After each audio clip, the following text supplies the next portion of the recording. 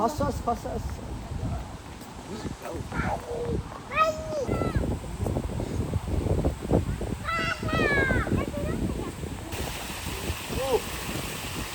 Bunny.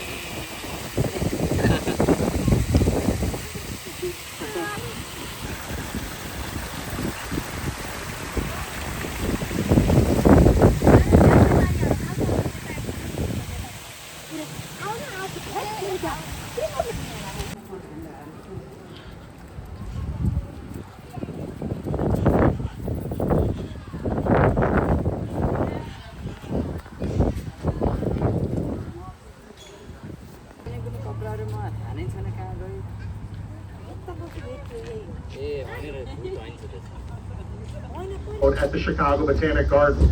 It is based off the mythical island off the coast of China, and it is said to only be inhabited by immortals.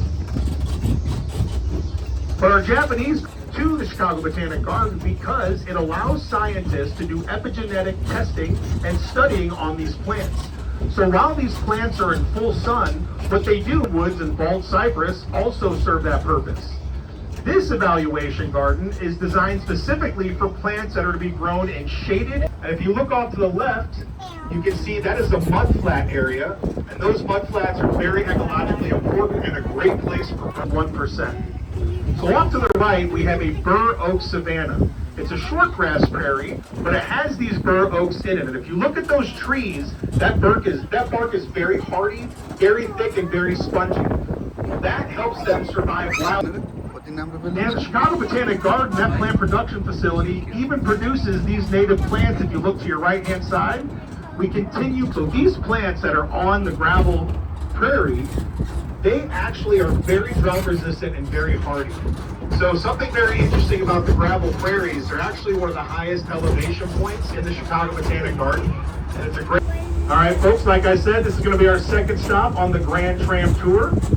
If you would like to get off, do me a favor, please wait for me to tell you that it is safe to do so, and you may disembark. With the lightest one weighing 24 pounds and the heaviest one weighing over 5,000. All of those bells were cast in Belgium and brought over here. Now they call it a Caroline. The river is going to continue hanging out with us on our left-hand side. And that wall beyond it, if you look at those bricks, they look normal, right? Well, they are not normal. They were chosen specifically to be viewed from this perspective. And when you get up close, those bricks are actually very large. It took 2 years to complete that wall, and there's over We're coming up to the Regenstein Center, and in the Regenstein Center, attached to it, you're going to find 3 greenhouses, tropical, subtropical, and arid, with plants belonging to all of those growing zones. Additionally, there's 2 galleries inside of this building that are filled with our bonsai collection.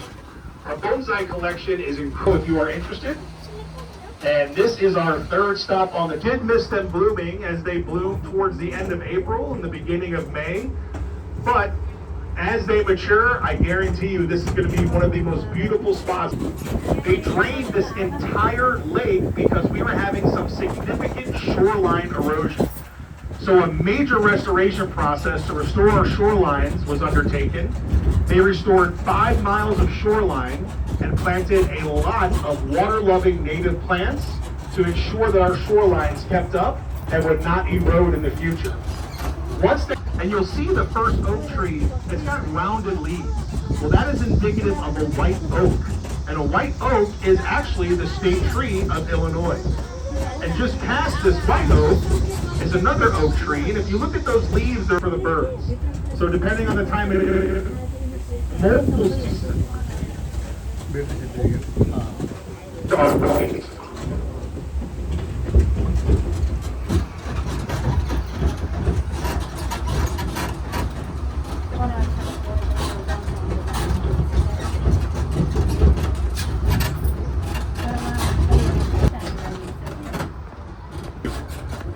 So before I drop you off at our tram bay, I would like to share the Chicago Botanic Garden's mission with you.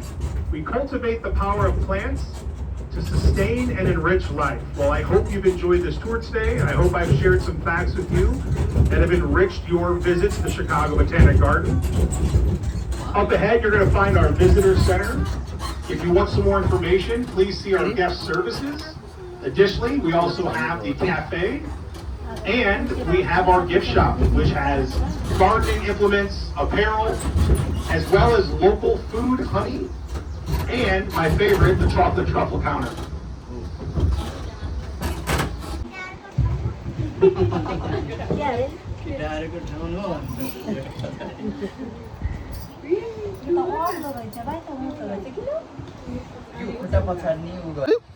चरी चरी खोइ चरी चरी खोइ पानी पानी पानी पानी पानी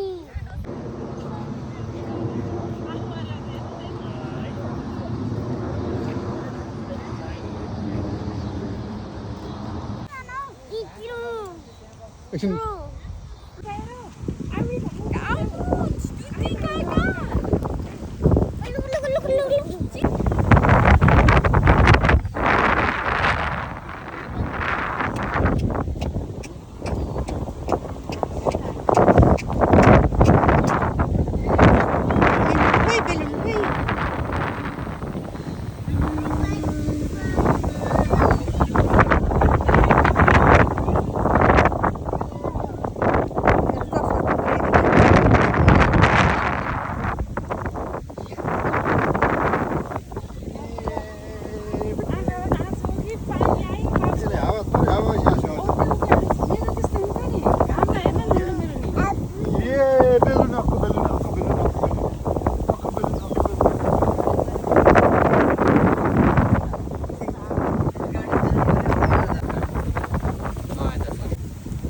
बेलुन खोइ